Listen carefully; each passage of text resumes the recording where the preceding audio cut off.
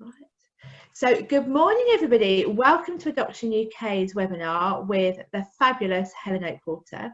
Helen is an adopter, author, coach, trainer extraordinaire. And Helen's going to take you on a very quick whistle-top tour through this webinar. We will do questions at the end, so if anyone's got any questions throughout, you just drop them into the chat, and then at the end of it I shall ask all those questions in one go. So thank you so much, Helen, and I can't wait to hear from you. Thank you, and it is a delight to be here. And for those of you, I haven't done my usual loads of slides and a very formal way of presenting this. There was so much that I could potentially cover. I decided to do it, yes, I have slides coming, and to storytell. And future-proofing came into my concepts probably over a decade ago. And when Facebook reared, and I started thinking, this is going to make a big difference to adoption. And I wrote an article, a couple of articles, I was doing articles for the Adoption UK magazine about what I said, you know, the impact of Facebook could be on adoption. And people went, no, no, no, you've just got to teach the kids how to do their, you know, sort their settings out, which completely misses the point. Because the thing that the ability to connect through Facebook from adopted children and birth families it's about what's going on inside the child. Facebook is merely the mechanism that kids and birth families can use to connect to children that have been removed from them. So rather, I tend not to look at the superficial level, it's what is going on underneath, inside the child, that is making these things happen. And after I'd written those articles, which incidentally got more complaints to Adoption UK letters than anything else ever did, then I started getting the phone calls and I started getting people saying, oh my God, this has happened. You know, my son, I've just discovered my son got on a train and went 250 miles to meet up with a member of his birth family who's a paedophile. Oh, okay. And then he went a second time and he took a knife. And over the last 10 years, the children, the adopted children who have reconnected with birth family, sometimes through their initiation, sometimes through birth family contacting them. And the outcomes have been often quite ugly. And one of the things that I believe future-proofing is important for is to make sure that that doesn't happen further down the line, and that we deal with things right here, right now, so that it doesn't happen in the future. That does not mean we push the birth family away. It's actually, in a way, the opposite. We have to recognise that our children have at least two families. They have the birth family, and they have the adoptive family, and potentially a number of foster families in between. And our children will have birth family inside them in a variety of ways, and this must be honoured. And in a way, it's that lack of honouring that has contributed to the absolute explosive chaos that has happened. Now, I've been in the adoption world for over 25 years. My 3 kids were placed in the early 1990s. And I am seeing families who have been blown apart. I know families where there is now no connection between the adoptive parents and the children. I know families where there is a connection between two. I know children who've reconnected with birth family and have been introduced to heroin and have been introduced to a whole heap of things that we wouldn't necessarily choose for our children. I also know many children who've been reconnected with birth family who then said, we didn't do anything, we always loved you, we always wanted you, you were taken away from us and that was wrong. They've reconnected with siblings. And those siblings may have been their protectors when they were in the birth family home. A few years down the line, they reconnect, and the oldest sibling, who ended up staying with the birth family and experienced the chaos, the maltreatment, whatever the reasons were that the younger children were removed. So their view on the world and their life experience could be pretty tough. And I know children who've reconnected in that light, where they've been adopted and maybe a couple of others have been fostered and a couple of others stayed with the birth family, and there's a bit of a competition as to who had it worse, with the children who stayed with birth family going, well, you had it really easy, didn't you? Having no awareness that actually the boy who'd been removed was in fact quite suicidal. Other children who self-harm, and the competition between siblings, or the contact from the wife of a sibling, of a birth sibling, who is really angry that the adopted child had such an easy time. You have no idea what my husband had to put up with because you got taken away. And there's all this anger and aggression that is floating around. Now that, in my view, will happen if we do not really look carefully at what the underlying reasons are for that happening. So that's kind of the basis of where I'm coming from today. I'm going to whip through lots of slides and take questions at the end. So I will now share my screen, hopefully.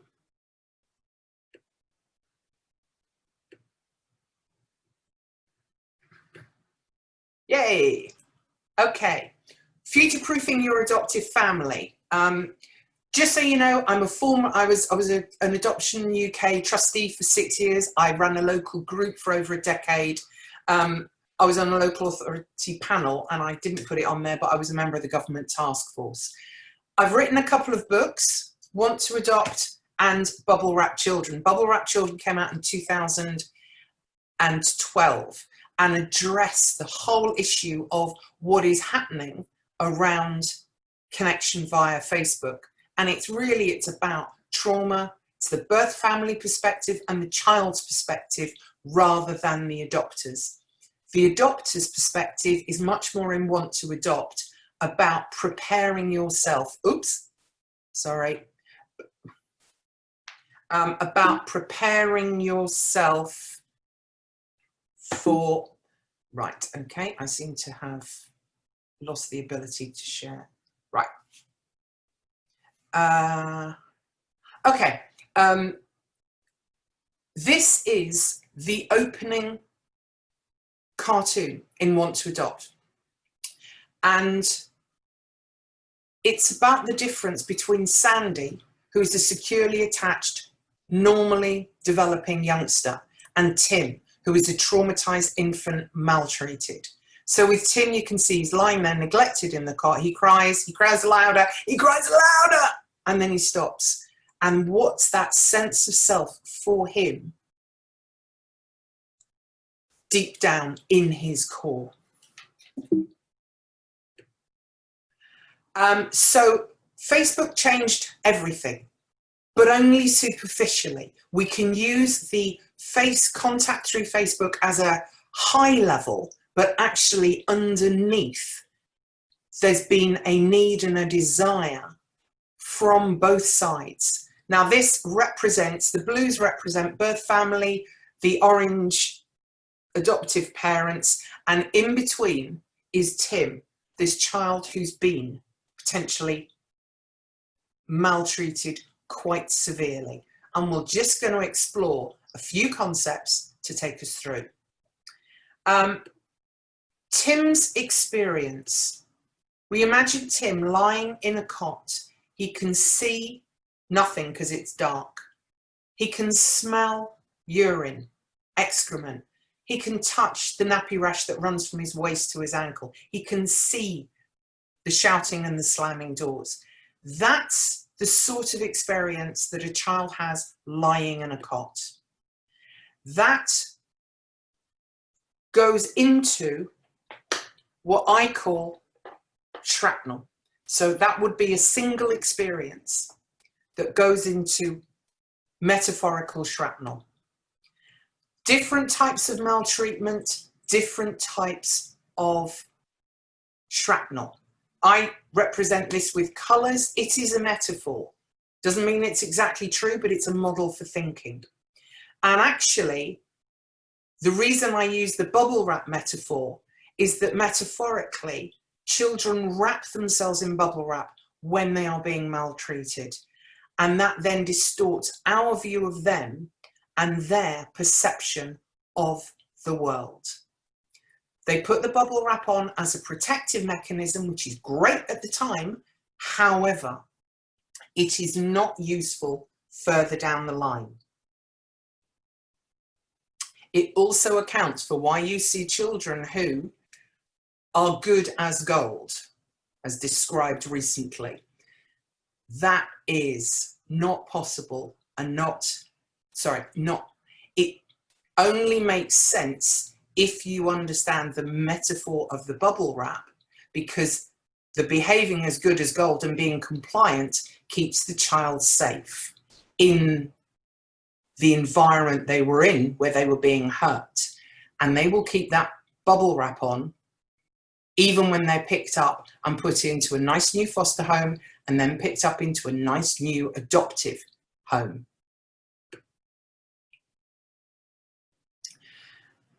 If you've had all this shrapnel, if a child, Tim, has had all this metaphorical shrapnel, the physical abuse, the sexual abuse, whatever levels of maltreatment and neglect, just think about what behaviours might be formed inside them. And then what behaviour might you see? And the compliance is a way of protecting, as is being overtly aggressive, as is running away. What beliefs might that child form? Maybe that they're bad, they're not important, the world's a dangerous place. This is one of the references that I'm giving you, and this is a 13-minute video filmed when I was in Sydney, and this goes into a deeper dive into Tim. What's going to happen with no therapy? The shrapnel is still inside Tim. He still thinks he's a bad boy.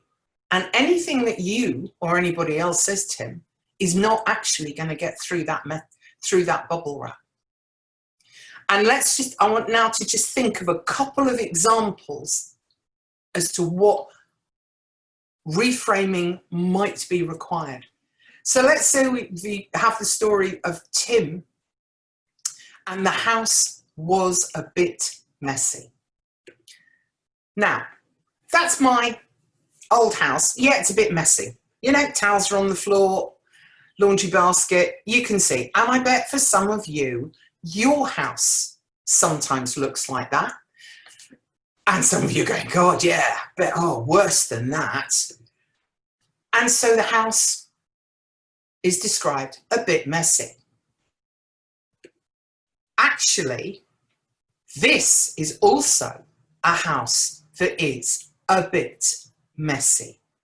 Now, the linguistics are the same. The house was a bit messy.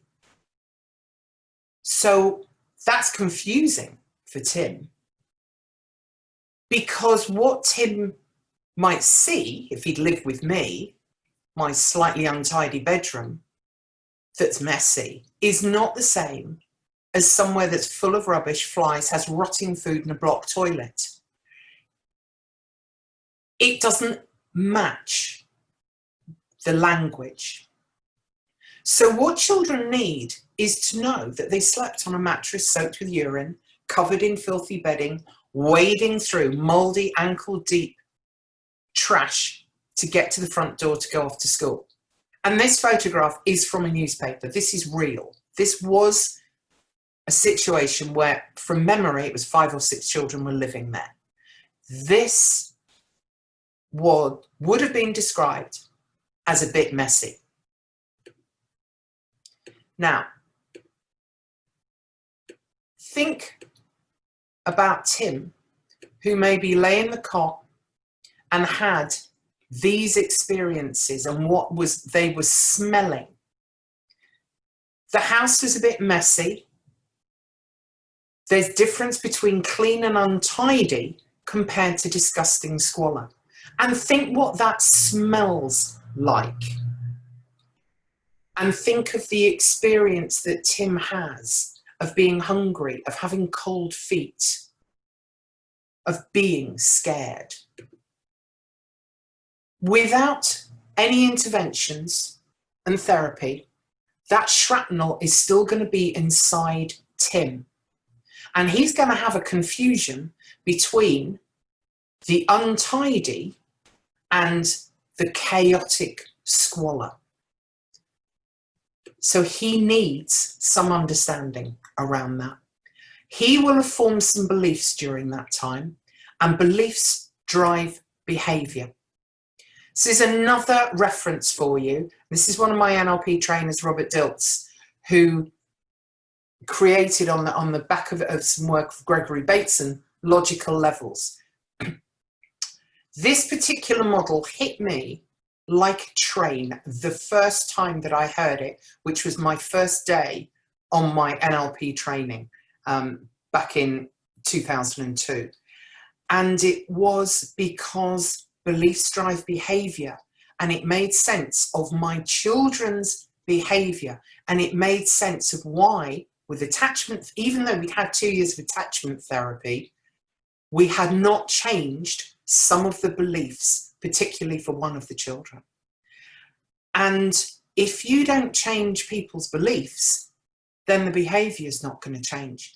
And often the interventions that are used in parenting and then mapped across by people who don't really understand to parenting traumatized children change some of their behaviour and it'll all be okay. No, we have to get right to the core around beliefs changing behaviours. This is Robert explaining, I interviewed him at an NLP conference, explaining logical levels. You've got the link there. We'll make sure you get all the links in the emails. And then there is a second video. Watch the first one first so you get the logical levels, and then he explains what trauma does to logical levels. And the book there, Coach to Awakener, it is a coaching book, so I'm not necessarily recommending it for you as adopters, although frankly it's a good book, so I'm not going to say don't. It is one of my favourites.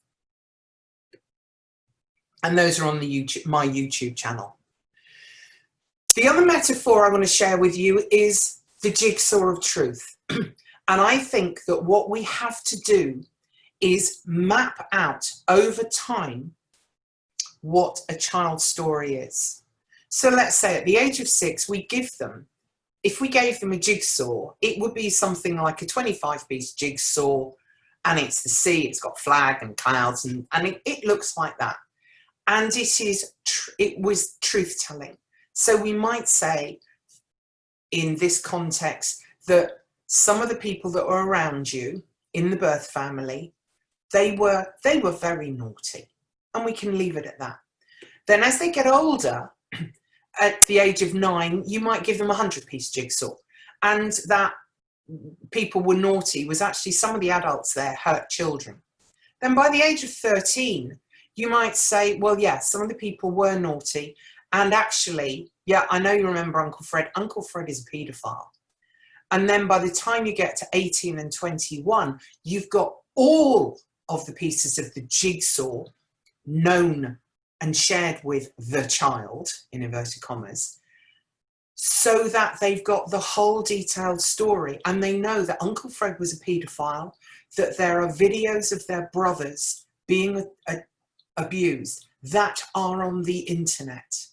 We don't think there's any of you on the internet being abused. We can't be certain, but we're not aware of any. That way, you are future-proofing a child when, let's say Uncle Fred gets back in contact. What will the child's response be to Uncle Fred if he doesn't know he's a paedophile and hurts children, or if he does?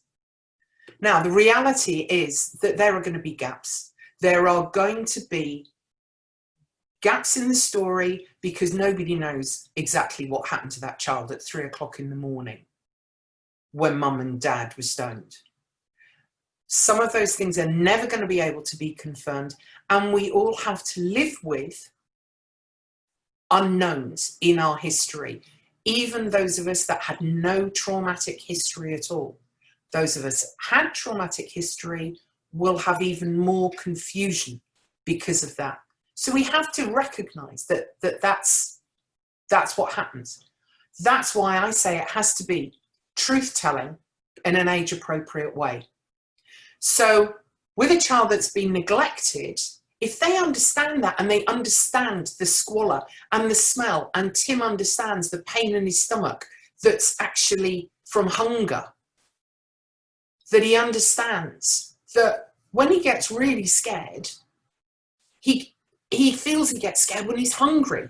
And it's why he likes the smell of farts, because there is something familiar about them that takes him back to very early infancy, very early childhood, and the sensory triggers that are there from the smells, the touches, the feel, the rough feel of the nappy rash, the smell of the sour milk. If he has some understanding and has a reframing on that, he can view himself and his experiences differently.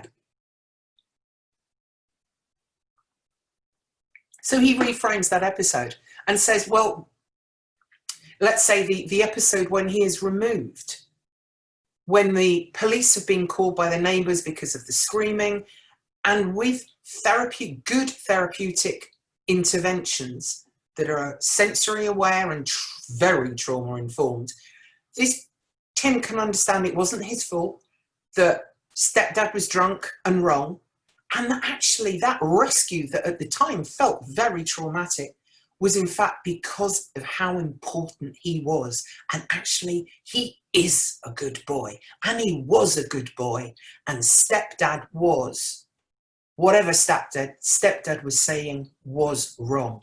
That level of reframe is so useful.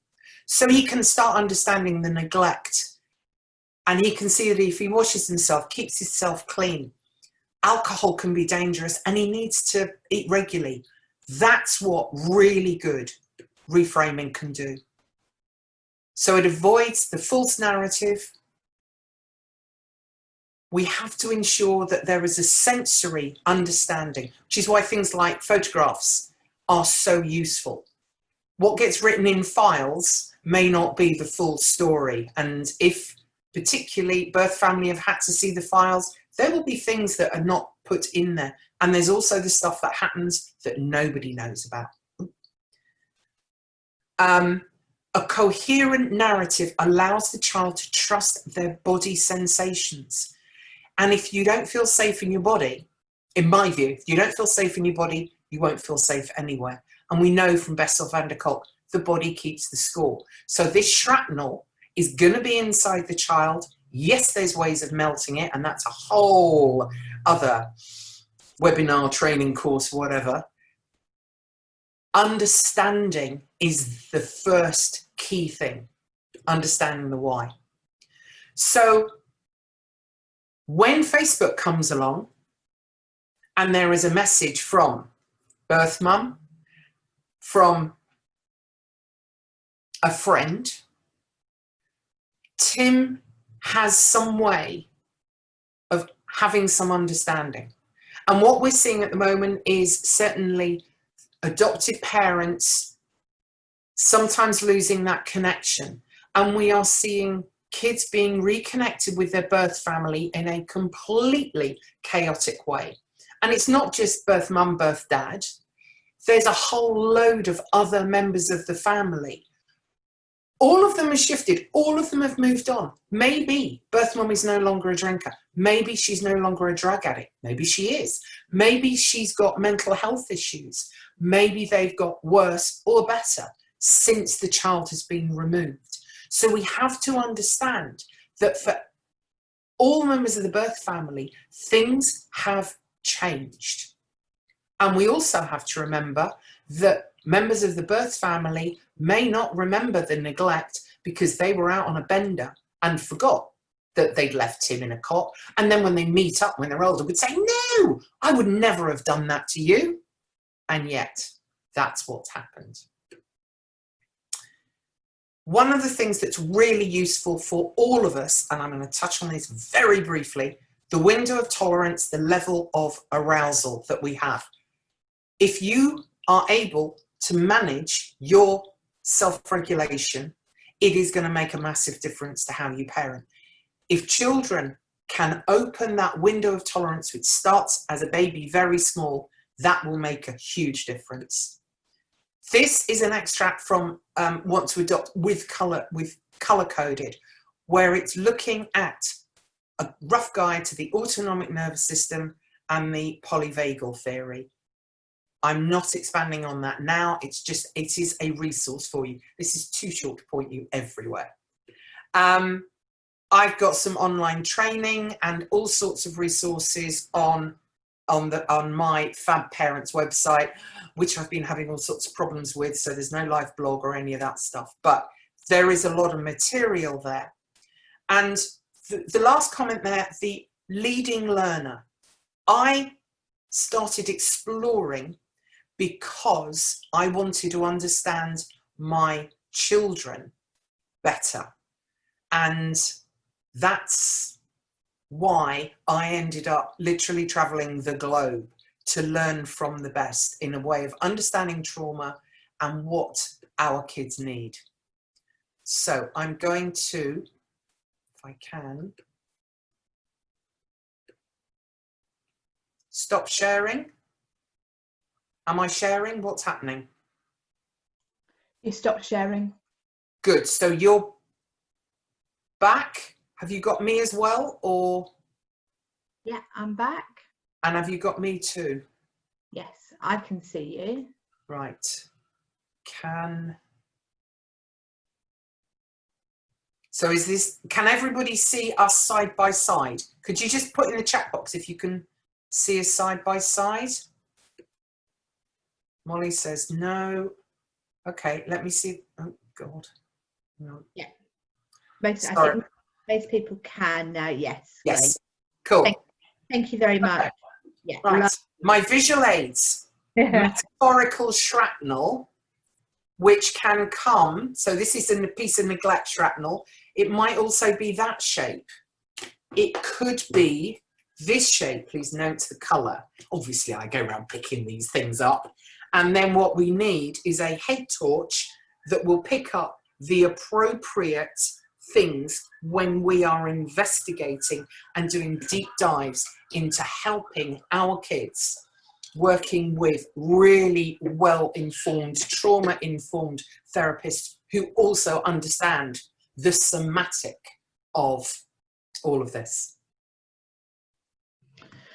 Wow, thank you. Thank you very much. That was a whistle-stop tour. So I've got a couple of questions that already come in. One of them is that, do you think bubble wrap children is still relevant in terms of social media 8 years on? Yes, absolutely. Yes, it is absolutely relevant because it is about trauma. It's not about Facebook. It is. I mean, I'm actually potentially, yeah. So things like this is from Bubble Wrap Children, a perspective. So this is a child being removed, multiple perspectives. The perspective of the child in the cot, this perspective of, I think that's his birth parents, does it? Oh God, I can't read that. It may be parent perspective, the perspective of the police officer who comes and takes that child. So yes, it is completely relevant now because it's the why. I couldn't have expressed it when I wrote it, but the why is really important. And I have learned a huge amount on that from Start With Why. This is nothing to do with adoption, it's kind of a businessy book. But if you start with why, the what and the how follow.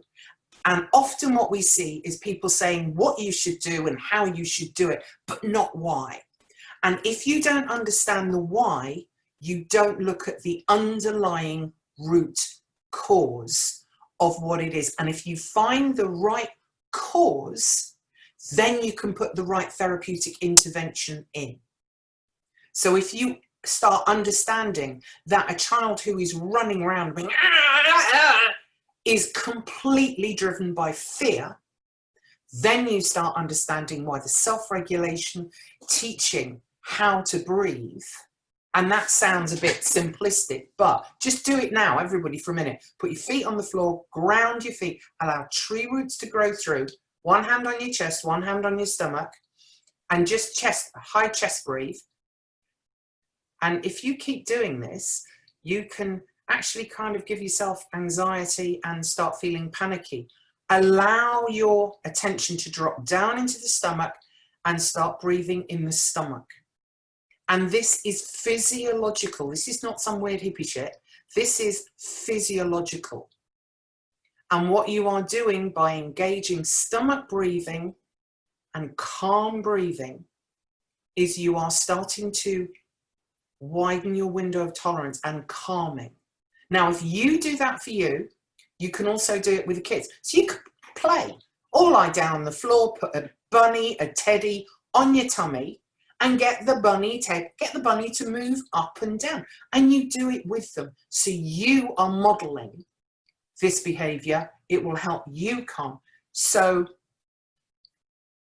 that's not in there, actually.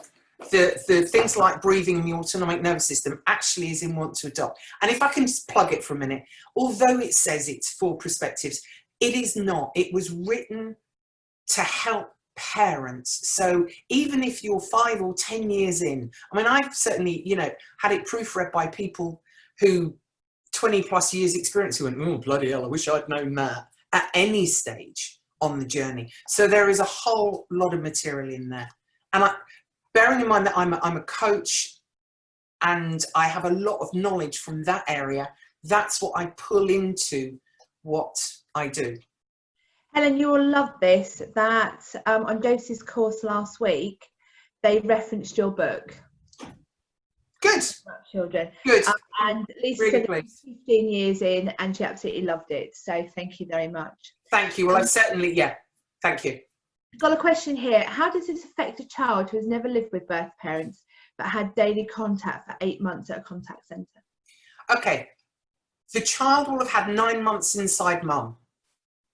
The child will have heard mum, will have experienced the hormones, will have recognised the voice. So there's that side of it. 8 months of daily contact with a birth parent who was, by the sound of it, able possibly to meet the child's needs for a very small period of time during the day. Let's say the contact was 2 to 4. The other 22 hours, who knows what birth mum was doing. So in those hours, it might have been okay. It survived for 8 months. So what does that mean? And what were the interactions like between the birth mum and the child? Was it loving eyes? Was it, oh, oh, sweetheart, yes, oh, you are just gorgeous, would you? Was it that kind of contact? Or was it, come on, you're here with me, look, I know, I'm doing the right plane, no, do that, come on, let's just, right, do you want your teddy, do you want your dolly, okay, what are we going to do? Or it was, yeah, okay, yeah, all right, hello, babe, yeah, I'm with the baby, I'm with the baby, yeah, all right, now let's take a picture together, shall we? Oh, yeah, click. All right, and then actually, yeah, I know the baby's here, but I've just got to take this. What was that experience like for the child? What did it set up inside the child?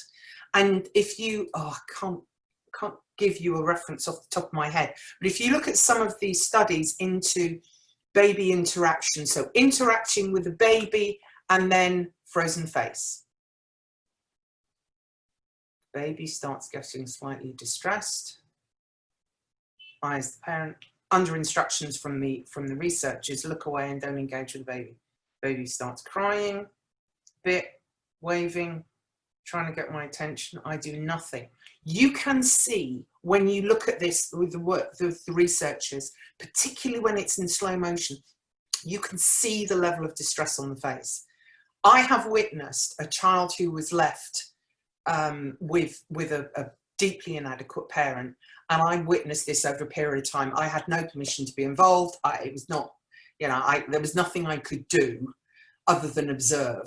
And I watched that the child rejected any eye contact from when birth mum was looking at the child avoided eye contact.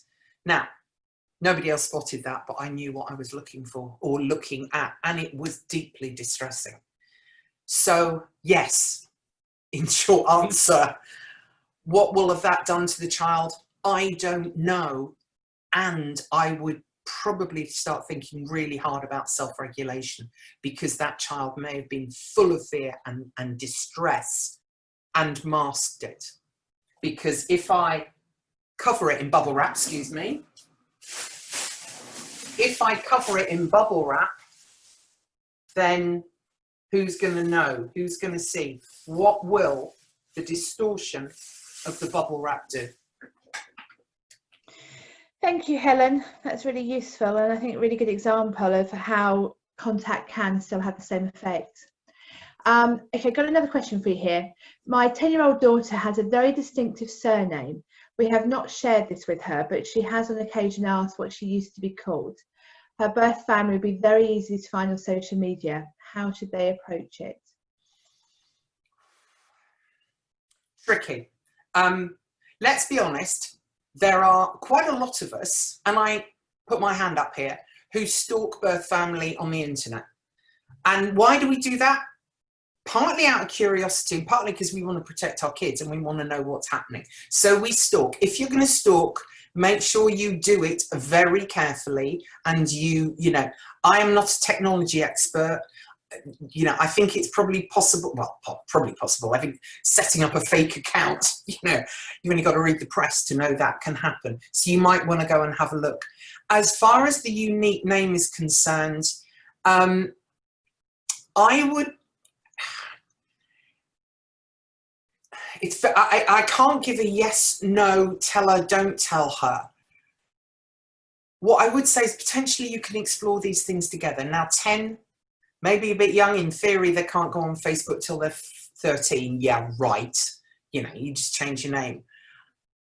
The other thing that I suppose this brings up is, what level of contact should you have while the child is younger? And is it useful to have contact? Now, the first thing is, the first point is safety. Are you at risk from the birth family? I mean, there might have been 10 years ago, but maybe not now. Some families, for example, traveller families, you know, make no bones about it, they will get their child back, whatever. So not sharing surnames and keeping that confidential is important. You know, we know there are adopters who've got panic buttons and have the police around on a regular basis, have had to change cars because their number, you know, the car was seen with them and the child. So there are some big security things. Having said that, many birth families, in my experience, they are not, they are quite often, I'm going to say the word pathetic because that's the first one that comes up. Actually, they are inadequate people who have had a tough start in life themselves. They may have been through the care system themselves. They may not have had good parenting. They use drugs and alcohol to cover their pain because they've never had the chance to explore it. And there is something about ownership. If you've given birth to a child or you've created a child through sex, is there some kind of ownership? Now, we could have a big philosophical discussion about whether we own our children. Some people view their children as their possessions and own them, whereas there may be a different way of looking at it. I certainly take the view that adoptive families share their children with the birth family. Now, they may not be physically in their lives. There may be some physical contact. There may be some letterbox contact. And for those of you who complain about letterbox contact not coming from the birth family, and so you stop that. Birth family deserve to have a letter to know that their child is alive. Birth families will watch television and hear about a death of a 10-year-old girl on a beach, and they don't know whether it was their daughter or not. So you have to really step into the shoes of the birth family. And that's what Bubble Wrap Children does, because I think you have to have compassion and empathy and understanding for them. And if you have some level of direct contact, then children could see what their birth families are like. They meet somebody who's got the same hands as them, the same nose. There are siblings who may be placed with other adoptive families. That level of contact between siblings, yes, it's worth it. Again, think about the why, what's going on underneath, to start thinking that through. There is no simple answer, but I tend to think of it as a structural and start asking some deep questions. I veered. I'm not sure if I fully answered that. I think it's a very difficult subject to have, isn't it? Whether you actually give your child all the details, if it is like a unique name. But as you say, it's about unpicking and the wider picture and doing lots of work with them before that point. Yes. Over internet safety, about searching, about how, if you want to find out more information, we do this together. We do it through support, we do it, everything's done as a family. Absolutely. And when they become teenagers, they're going to do that. You know, it's part of the job description of being a teenager. You do that. And Holly Van Gulden said, any adopted child knows three things, even if they're left on a street in Guatemala. My parents were fertile, my parents had sex, and my parents were irresponsible. And by contrast, my adoptive parents are terribly responsible. You know, they're very responsible. They never have sex. And they're infertile. So with adopted children, they have pull in two different directions. During adolescence, part of the role of adolescence, you rebel against your parents. If they are your adopted parents who are the infertile, never having sex variety, they're going to be pulled off in the opposite direction. And they, unlike most teenagers who could go off in a random direction, our kids have the ability to go, ooh, I can head off in that direction. I can go there. And they reconnect with birth family who say, absolutely, no, you don't need exams. No, it's fine. Have a puff on this. Or similar, which is a big contrast to the adopters. So if you think about contact and children learning about their past, and it is important that they do. If you think of it like a flight of stairs, and if you go down a flight of stairs, it is best to do it one step at a time, holding onto a banister so that it's safe, rather than jumping from the top and landing on the ground in a big heap with a broken leg. So another metaphor. Thank you. We, for those of you that weren't able to join us last week, we had a great webinar from Ruth, who's an adoptive mum, who is nearly at the stage of co-parenting with her two girls' first month. And we're hoping to get them back on to do another webinar. So that was about contact and about relationships with birth family, first family, and how that can go together. So thanks. Sorry, can I just add to that? And if that's possible, that's great. I can give you multiple stories where that could not have happened, hasn't happened, where children have been introduced to drugs, where they have been used, birth family have taken money from them. It has been an absolute nightmare. And stepping back to the research for a minute, I'm quite critical of research around adoption, reunion and contact. Less the reunion, but the contact. Because many birth parents will not participate in the research. So the research is done, and there's a cohort of birth parents who are cooperative, who are that size, and they're included in the research. And people professionals in particular draw conclusions from that. Whereas the cohort of birth parents is actually out here. And this whole massive other group would not have collaborated, cooperated with researchers. And you've got to remember that for those people who have had their children removed by the court against their will, by bastard social services, having this, they took those children away.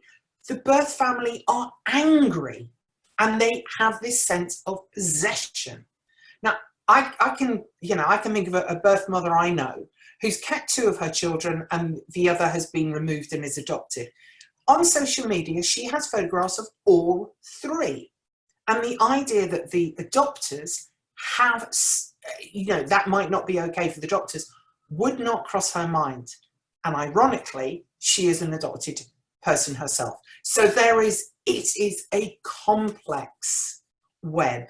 You have to, there's anyone who tells you it's simple and there's an easy answer, go and talk to somebody else. You've got to understand the why. Absolutely. Thank you, Helen. The slides that Helen's shown today are going to be emailed out to you afterwards. So Helen will send those to us and we get those out, because someone's asked about the shrapnel slide, but that'll be emailed so you have that. I mean, honestly, the slides I've used is a bit of a mishmash. It's why I've given you some of those YouTube references. The Sydney, the Me on the Platform in Sydney, that's Tim being created. And there are other things. There are lots of other videos on the YouTube that kind of connects with those. And there's all sorts of articles and others as well. So to give you that deep dive, there's not much you can do in this length of time. Helen we could fill a whole week, couldn't we? And well, happy to come back anytime. Absolutely. I've got another question here.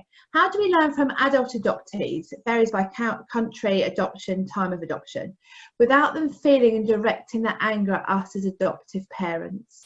Oh, well, I recognise that one. I mean, I have to say, I've been trolled and it's horrible. I mean, it's really, really upsetting. And I live alone.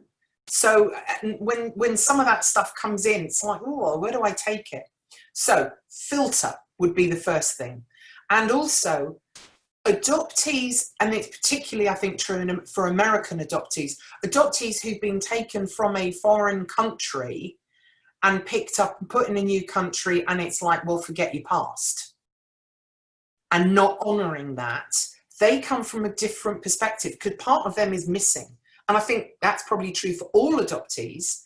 Part of them is missing. Adoption is based on loss. It's based on loss. Loss has grief. For those of you, again, it's in Bubble Wrap Children, the grief cycle. Kubler-Ross's grief cycle is in Bubble Wrap Children. It's another one in Want to Adopt. They're at different stages of the grief cycle. So if there is an angry adoptee, they are at the angry adoptions grief stage. Others might just be incredibly sad and they take it inside and they may become depressed, they may become self-harmers, they may all sorts of things. Yes, listen to adult adoptees with caution and with compassion. And my response, I don't think I've breached this, but I respond with kindness or ignore. That's my strategy. Except with one particular troller who started having a go at my kids. And I went, you start having a go at my kids and you will see me as a lioness like you have never seen me before. Because I will not, you can insult me, don't start on my kids. So that's the only time. Smile, nod, recognise that people tweet when they're drunk, when they're tired, when they're fed up. And people say stuff from a basis of no knowledge. I once had a teacher who said to me, I understand all about adopted children. I have children in my class whose parents are divorced. And I had the gaping mouth moment and just thought, and that teacher, I took one of mine out for a term because it just became impossible. But I think going back to your question that was asked as well, we had Julian did our very first webinar for us, and Julian's an adopted young adult. So he kicked off the whole webinar series, and I would love to get more adoptees on talking about their experience of that step, and birth family as well. Wanting to make sure that we're opening it up. It's just trying to get those people to come forward. So I am working on it, and I think that this is a great format if we can have people on. Yeah, absolutely, and it takes huge courage. You know, I present, I stand on platforms and train people, and you know, have been doing it now for years. To actually stand and talk about your personal experience, which then some people will take and kind of give you a bit of a kicking, and to say, let me share some of my vulnerability. There are people who go, oh look, vulnerable, just give it a bit of a kick. And there are people who do that. One of the other issues with this is adoption covers children, you know, from 60 years ago relinquished because there was no abortion and you weren't allowed to have sex. So those children there's that whole story in adoption. And then all the television reunion. People don't understand that for us in the UK, adoption is based on children who have 95+% children who have been removed by the courts. They come with trauma. They come with pain. They come with hurt. They come having been exposed in the womb to maybe alcohol or drugs. And, you know, we know the damage that alcohol, prenatal alcohol does. It is complex. And the world out there just goes, oh, adoption reunion. What happened to your real mummy? And so we have to be careful with that. And for adult adoptees to share, particularly if they had a tough start in life, I think takes huge courage. And I think we have to, you know, surround them with compassion and honour their position and honour it because that's their experience. I delivered a conference speech in Finland a couple of years ago, and it was it was a national conference, a huge thing. And one of the things that they have there are experts through experience. And I talked to these kids who had been fostered, adopted, a variety of things. They were being paid to be there. They are being paid to sit on national bodies and input. And they were, oh, it was fabulous. It was just glorious to hear that, and that respect and honour. Expert through experience. Yeah, really love that. And that actually, for a lot of adoptive parents, and that leads me on to my next question, is we kind of need a badge sometimes when you're going into situations. I haven't written this question, I promise. And Helen will know why I'm saying that in a second. How to deal with a school who has no understanding of what adopted children need and disregard any professional advice? Right. I'm going to answer that in a slightly different way. I went into school one day about an issue with one of my kids, and I was ignored. The previous day, I had been in the Palace of Westminster, and I had spoken as part of a big group to in a very large room to a lot of people. I was seen as the expert. I held up my bubble wrap, you know, all of that. I was seen as an expert, treated as an expert. The next day, I'm just an over-anxious parent. So, schools and others who don't get it, your school is not going to hear it from you, Claire. Fiona's school is not going to hear it from Fiona, however much knowledge and experience. My school didn't hear it from me. They need to hear it from somebody they perceive to be an expert. So I can say, hey, talking to teachers, I know what it's like. I was a teacher. I know what it's like, and I have learned da da da da da. So finding some bridge and then moving on. And we have to understand, teachers do not get trained in trauma or attachment or any of that stuff. Social workers barely do. So the level of ignorance out there is huge. Find some resources that you can send these people to. And sometimes, I mean, God, sometimes you just have to go, enough, and you have to change your school. Or you have to change something else. And you know, the Gandhi beaver change is all fine and good, but if your kids are suffering and they can't learn because they are so over aroused and they are hyper aroused and in fear, what's the point in them being in school? Yeah, I mean, do not let your children's education be affected by their schooling, to quote Mark Twain. And for our kids, sometimes that's the case. We have to fill in those developmental gaps and the ability to self-regulate, which is one thing that's more important. Yes, there's others. So you have to step back in that situation and go, I'm not being heard. This is not serving my child. What do I do? And you try and change, you try and help. Notice how you deliver this. Is it, I'd like to share this with you, is you need to understand why my child is doing, you have to understand that he, you know, I can't tell you the details, but he suffered so much when he was younger. You know, you need to understand that. Now, that's, you know, adoptive parent with valid point. Another person who is a genuine over anxious mother will present in the same way. So how you get your message across is part of the skills and thinking that's needed. So I could give the same information to social workers dealing with my kids as I might do to members of Parliament and members of the House of Lords. They heard me because they don't see me in that light. They see me as a professional. The teachers, no. I, you know, let's be fair. I have, because I did say, you know, I'm a bit like Marmite.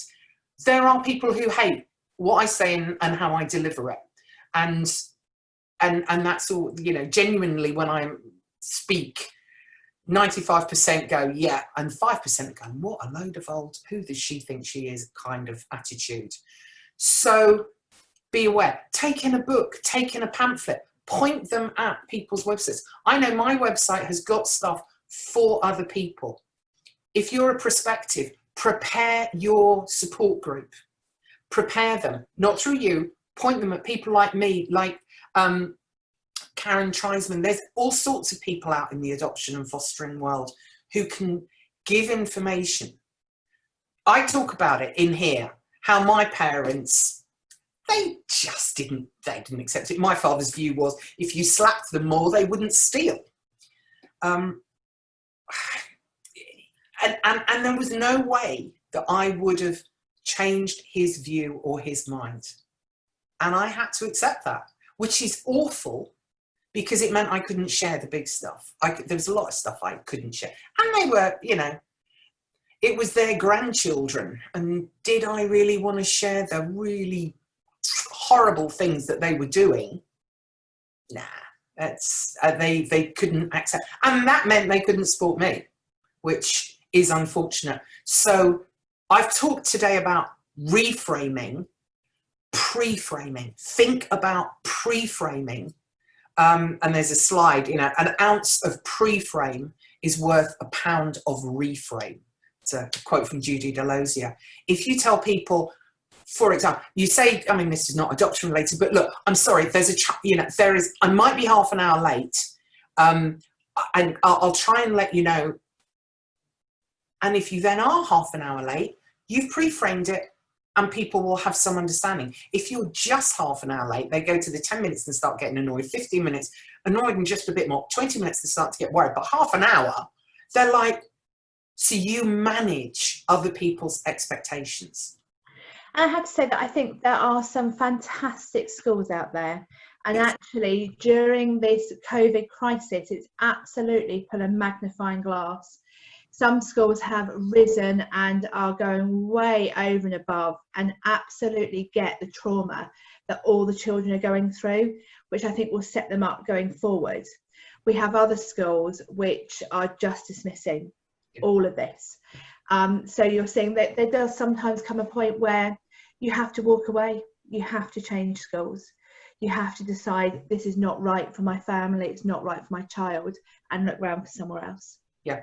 And interesting, the walking away, sometimes you have to walk away from your own expectations, from your own behaviour. One of the things, you know, I am guilty as charged, you know, first couple of years, it was all about the children, it wasn't about me. It took me a while before I realised I had to change. And I had to do a deep dive. I had to recognise what was going on between the interaction between me and my individual children, and that I needed to be different for each of them, and I had to change, and I had to let go of my expectations. And, you know, sort of laughter amongst sort of experienced adopters, you go, hey, got them to 30, they're still alive, result. Got them to 21, they're still alive. And the things that you thought were important, actually, after, it's just like, sorry, almost swore there. Those of you that know me, I can be a bit of a potty mouth. Never. And this kind of links in the school. We've had a comment that looking at behaviour policies of local primary schools, and this prospective adopter was surprised at the use of behaviour barometer, putting the names of naughty children under a dark cloud on the board in a classroom. I would, before Helen goes in, I would love to actually take those schools and do the same for the teachers in the classroom. And actually, if you've had a difficult conversation with a teacher, or a teacher's not done what they've agreed, they go on the dark cloud so that the whole school can see, because it is a whole shame-based system. We have Becky Brooks, who's going to be talking on Wednesday. She's our education policy advisor, and she's going to be talking about some behaviour and about transition. So that's one to watch on Wednesday. Yeah, traffic light systems, red, amber, green, are particularly common in academies. There are some shocking schools out there, but there are also some brilliant schools who just get it. And just the Bruce Perry regulate, relate, reason. That's the order you do it in, and that's true for schools. And that slide somewhere. So regulate, and for all of us, it is. I add to that, and I would say regulate self, then regulate child, and that's going to be part of the interaction and the relationship. Then the relationship, the smile, the nod, the connect, then the reason. And many schools do the reason first. Go back to the window of tolerance, look at the self-regulation stuff. It's not useful, and it's not helpful. And schools that are aware of the need for this, sorry, excuse me, it makes such a difference. Yeah, we've had a comment here that we changed the system the other year. There is no cloud-based system at all. They've got rid of it all. And he says, funny enough, it's a much more positive in school. Well, yeah. And why would you make a child who is already filled with shame, thinking back to Tim, who thinks I am bad, because he was told, you are bad, you little, as he's being walloped. So he's receiving that from stepdad. So he's filled with shame. I am bad. He's already got that. And so let's give him some more shame-making behaviour and see how that works. Yeah.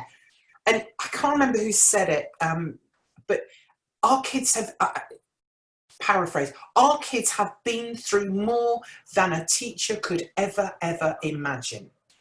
And as a parent, be it to a teacher or standing in the playground when the mum says, oh yes, you know, well, my child had a bit of a difficult start, and you go, well yeah, you know, they were in hospital for a couple of weeks. Oh right, and you can't say, really? Oh well, mine was shag stupid between the ages of 2 and 4. You can't say that, because it's not appropriate to do that. And you can't share this stuff with a teacher. I have witnessed, you know, I've heard my kids gossiped about in the playground in a way that only could have come from one teacher.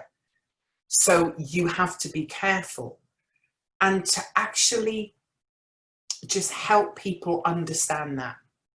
So point them off in all sorts of directions to learn. And you know, we've got some of the school stuff. There's the Louise Bomber. There's, oh, I picked it up. I had it earlier. There's the Adoption Friendly School. There's all the work, all the books of Louise Bomber. There's a lot of stuff out there that can help. But actually, like us as parents, we want to have the tools. A lot of those books have the tools in as well. Yes, really absolutely. important. Yeah, and we're getting lots of comments that their schools are doing well. Yeah, and people, it's the start with why. And this by the way, if you start with why, Simon Sinek, there is his first TED talk talks about, and there's 3 concentric circles about the why, what, and how, not related to adoption at all, but the principles underlying it, the concept. If you get that in your head, you're going to go, oh, and you're going to find much more empowering ways of seeing, being, and doing things. And helping teachers get the why, then they can do the what and the how. I have to say, I've done it with judges. I've presented to judges, and they, oh God, they're bright. Scarily bright. They got the why, and then we just, kind of had conversations, just sitting around about what and how to do it differently. It's not for me to say, will you change this policy or that, whatever. If I give them the information, the why, whether it's a social worker, a teacher, a member of parliament doing legislation, they can work out the what and the how. That's where their expertise. Why?